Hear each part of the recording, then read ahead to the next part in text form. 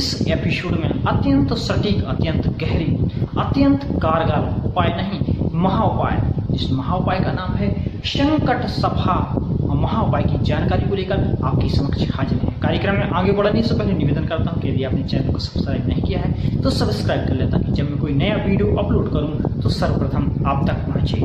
मित्रों, जिस महा उपाय की जानकारी मैं आपको देने वाला हूं, यह महा उपाय किसी भी व्यक्ति की किसी भी समस्या, किसी भी परेशानी, किसी भी पीड़ा, किसी भी बाधा, किसी भी रुकावट को शांत और समाप्त करने में अत्यंत कारगर साबित है। मित्रों, यह उपाय वैसे तो सभी के लिए है, लेकिन उन लोगों के लिए विशेष है जिनके जीवन में निरंतर अशांति का वातावरण बना हुआ है, जिनके जीवन में निरंतर कलह का वातावरण बना हुआ है, जिनके जीवन में क्रोध और तनाव का वातावरण निरंतर बना हुआ है, जो किसी न किसी बीमारी से ग्रसित बना रहता है, अथवा जो उसके परिवार का कोई भी सदस्य हमेशा बीमार बना रहता है। यह उपाय उन सभी के लिए है कि जो कोई भी कार्य करते हैं तो उसमें बाधा आ जाती है, कोई भी कार्य करते हैं तो उसमें परेशानी आ जाती है। यह उपाय अत्यंत कारगर है ऐसे लोगों के जीवन को बहुत अच्छा बनाने में, अथवा यदि किसी व्यक्ति के जीवन में मंगल से संबंधित समस्याएं चल रही हों, जैसे भाई से संबंध खराब होना या जमीनी विवाद होना या चोट, एक्सीडेंट आदि का निरंतर सामना करना, या पति पत्नी में दाम्पत्य खराब होना, या आपसी संबंध तालमेल खराब होना, या आप यदि कर्जा की स्थिति से परेशान है या कोई दुर्घटना से परेशान है, अथवा आपकी कुंडली में खराब मंगल या शनि या राहु की दशा या अंतर्दशा चल रही है वह आपको खराब फल दे रही है, तो भी यह महा उपाय करके आप अत्यंत लाभ ले सकते हैं। अथवा आपकी साढ़े साथी अथवा ढैया चल रही है तो भी आप इस उपाय को करके अत्यंत लाभ ले सकते हैं। समस्त इन शनि, राहु, केतु, मंगल, साढ़े साथी, ढैया किसी भी खराब ग्रह की दशा चल रही हो तो आप इस उपाय को करके उस खराब दशा से, उससे होने वाली परेशानियों से निसंदेह बड़ी आसानी से बच सकते हैं। तो आइए मित्रों, जान लेते हैं कि संकट सफा महा उपाय को आपको करना कैसे है। तो मित्रों, इस उपाय को आपको ये शुरू करना है शुक्ल पक्ष के मंगलवार से। शुक्ल पक्ष के मंगलवार से इस उपाय को आप करना शुरू कीजिए। इसके लिए आपको क्या करना है कि झंडा लेना है, वो झंडे पर आपको रोली और कुमकुम से लिख लेना है। क्या लिखना है? इस मंत्र को, इस दोहे को लिख लेना है। क्या है? बल विद्या बुद्धि देहु मोहि हर क्लेश विकार। यह मंत्र, इस मंत्र को आपको झंडे पर रोली और कुमकुम से लिख लेना है। लिखने के बाद उस झंडे को आप हनुमान जी के समक्ष रखकर उसको जल अर्पित कर दीजिए, चंदन अर्पित कर दीजिए, और कह सकते धूप दीप नैवेद्य आदि से उसका पूजन कर लीजिए। जैसा भी उसका आप पूजन कर सके वैसा कर लीजिए। आप उस पर चंदन पर जलम समर्पयामि, पुष्पम समर्पयामि, चंदन समर्पयामि, धूप दीप नैवेद्य जो कुछ भी आपसे बनता है, जैसे भी बनता है आप उसका पूजन कर लीजिए, उसको प्रणाम कर लीजिए। और उस झंडे को आप अपने घर या बिल्डिंग के ऊपर, मकान के ऊपर ऐसी जगह लगाइए जहां आप यदि परिक्रमा करना चाहें तो बड़ी आसानी से उसकी परिक्रमा कर सकें। इसके बाद आपको करना ये है कि आप फिर हनुमान चालीसा का पाठ कर लीजिए। उसके नीचे या अपने पूजा स्थल पर हनुमान चालीसा का पाठ कर लीजिए। यदि हनुमान चालीसा का पाठ नहीं करना है तो केवल ये मंत्र जो आप देख रहे हैं, ओम हन हनुमते नमः, इस मंत्र का मूंगा की माला से या रुद्राक्षी माला से एक माला आप जाप कर लीजिए। और यदि आपके पास समय है और तो आप हनुमान चालीसा पाठ कर लीजिए, फिर उसके बाद इस मंत्र को जाप कर लीजिए, अथवा आपके पास हनुमान चालीसा का पाठ कर लीजिए या इस मंत्र का जाप कर लीजिए। दोनों भी कर सकते हैं, एक भी कर सकते हैं, इतना आप कर लीजिए। और यह मंत्र या हनुमान चालीसा आप नित्य प्रतिदिन कीजिए। और नित्य प्रतिदिन आप सूर्य को जल तो देते ही होंगे, तो सूर्य को जल तो देने के बाद आप झंडे की 7 या 11 परिक्रमा कर लीजिए। और उसके बाद आप हनुमान चालीसा का पाठ कर लीजिए, और उसके बाद आप ओम हन हनुमते नमः इस मंत्र का एक माला जाप करते रहिए। यह कार्य आपको प्रतिदिन करना है।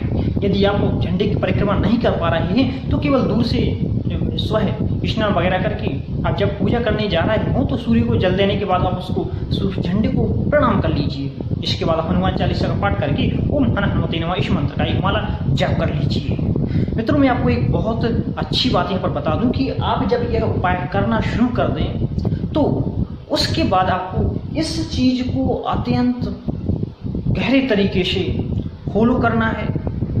इस चौथे पॉइंट को आप जितना ज़्यादा फॉलो करेंगे उतना ज़्यादा यह उपाय आपको अत्यंत कारगर और सटीकता से अत्यंत गहरा लाभ देगा।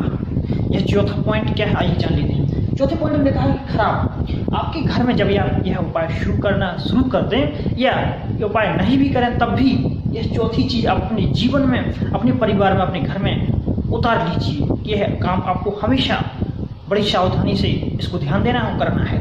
इसमें करना क्या है कि आपके घर में जो भी खराब इलेक्ट्रिकल वायर्स हैं, होल्डर हैं, डोरियां हैं या कोई खराब मशीन है उसको आप घर से हटा दीजिए, क्योंकि यह राहु इससे खराब होता है। यदि आपके घर में खराब इलेक्ट्रिकल पड़ा हुआ है, खराब वायर्स पड़े हुए हैं, खराब डोरियां, होल्डर या इलेक्ट्रिकल से जुड़ा हुआ कोई भी सामान खराब होकर पड़ा हुआ है तो आपका राहु अत्यंत खराब होगा। वो निस्संदेह हर चीज़ में आपको बाधा, परेशानी, टेंशन, तनाव है देगा ही देगा। और यदि आप खराब इलेक्ट्रिकल बाहर कर देते हैं तो आपका राहु साइलेंट हो जाता है, फिर आपको राहु से संबंधित या कह सकते हैं राहु का यहाँ आपका उपाय हो जाता है। अगली बात, खराब इलेक्ट्रिकल हटा दिया, फिर खराब आपके घर में जूते चप्पल एक्स्ट्रा जो डले रहते हैं या खराब जूते चप्पल जो आप एकत्रित कर लेते हैं उनको भी आप हटा दीजिए। अगली बात कि कपड़े जैसे आपने यहाँ पे जूते चप्पल की बात की तो जूते चप्पल शनि का कारक है, और यदि जो खराब जूते चप्पल यदि घर पर रखते हैं तो निस्संदेह आपका शनि खराब होता है और शनि के माध्यम से आपके जीवन में परेशानी आना, संकट आना स्वाभाविक है। और शनि की दशांतर दशा या 7.5 ढैया चल रही हो और आपके घर में जूते चप्पल आना आवश्यक पड़े हुए हैं तो निस्संदेह वह आपको अत्यंत परेशानियों में डाल के रखेंगे। तो जूते चप्पल भी हटा दीजिए। अगली बात, कपड़े यदि आपके घर में किसी प्रकार के गुथे हुए कपड़े या खराब कपड़े किसी प्रकार से अधिक से अधिक यदि खराब कपड़े पड़े हुए हैं तो आप इनको धोकर बहुत अच्छे से साफ करके रख लीजिए अथवा घर से हटा ही दीजिए। अगली बात, दवाइयाँ, आपके घर में यदि दवाइयाँ पड़ी हुई हैं, खराब दवाइयाँ पड़ी हैं जो अनुपयोगी हैं, जिनका कोई उपयोग नहीं है और आपने इकट्ठा करके रखा हुआ है तो भी आप उन दवाइयों को हटा दीजिए, घर से अलग कर दीजिए, फेंकाइए, किसी को दे दीजिए। क्योंकि खराब कपड़ा यदि आपके घर में पड़ा हुआ तो वह शुक्र होता है, शुक्र को खराब करता है और आपका उसमें शुक्र गुण खराब होने के साथ साथ उसमें राहु का भी कहीं ना कहीं खराब होता है। खराब दवाइयाँ पड़ी रहने से आपका चंद्रमा, आपका मंगल, ये सब चीज़ें खराब होती हैं। साथ ही साथ आपको बहुत ही विशेष यहाँ पर बात जो आपके घर में ध्यान देने लायक है कि आपके घर में मकड़ी के जाले या किसी प्रकार से काले धब्बे यदि हैं तो आप उनको भी हटा दीजिए। यदि नहीं हटाते तो निस्संदेह आपका शनि आपको परेशान करेगा। तो आपके घर में खराब इलेक्ट्रिकल, खराब जूते चप्पल, खराब कपड़े, खराब दवाइयाँ, जाले आदि जितनी भी खराब चीज़ें हैं आप इनको हटा दीजिए, नहीं तो आपके जीवन में निरंतर संघर्ष, निरंतर परेशानियाँ, मानसिक तनाव या किसी काम में रुकावट या घर में कलह का वातावरण बनना या घर में अशांति का वातावरण निरंतर बना ही रहेगा। यदि आप इनको नहीं हटाएंगे तो कितना भी प्रयास कर लीजिए शांति आना असंभव है। यदि यह सब यदि आपके घर में पड़ा हुआ है तो आपके घर में आप देखेंगे कि एक परेशानी ठीक नहीं होती दूसरी परेशानी उत्पन्न हो जाती है, एक व्यक्ति ठीक नहीं होता बीमारी से दूसरी बीमारी आपके घर में तैनात हो जाती है। एक व्यक्ति की बुद्धि साइलेंट होती है तो दूसरे की बुद्धि में भ्रामक चीज़ें उत्पन्न हो जाती हैं या कलह का डायरेक्शन बनने लगता है, कलह की स्थिति तुरंत बन जाती है।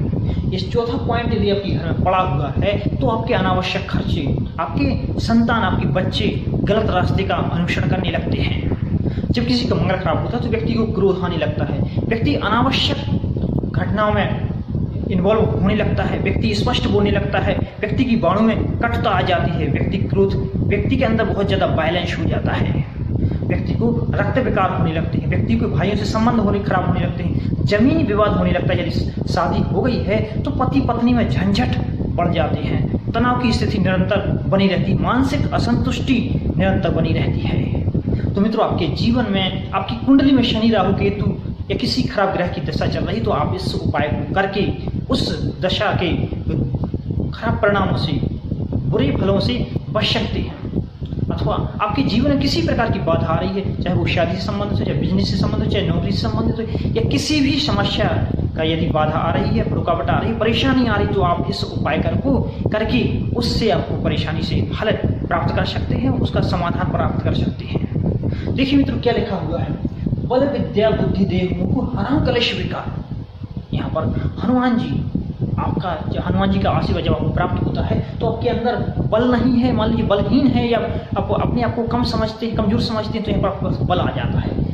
विद्या नहीं है तो विद्या का एक्टिवेशन बन जाता है, आपके अंदर बुद्धि काम करने लगती है, और कह सकते हैं कि यहाँ पर हर प्रकार की समस्या यहाँ आपकी ठीक होने लगती है, परेशानियाँ हट जाती है, अशांति का वातावरण कम हो जाता है और शांति आपको मिलने लगती है। और यहाँ पर हरहु कलेश विकार, हर प्रकार का कलेश, हर प्रकार का कलह का वातावरण, हर प्रकार की परेशानी और हर प्रकार की बीमारी, हर प्रकार की समस्या का यहाँ पर हल आपके होने लगता है, और आपके जीवन में शांति का वातावरण प्रवेश कर जाता है, और आपको जीवन में शांति का अनुभव यहाँ पर होने लगता है। तो यह कार्य, यह उपाय नहीं, महा उपाय है, जो जीवन की हर समस्या को शांत करने के लिए, हर परेशानी को समाप्त करने के लिए अत्यंत कारगर है।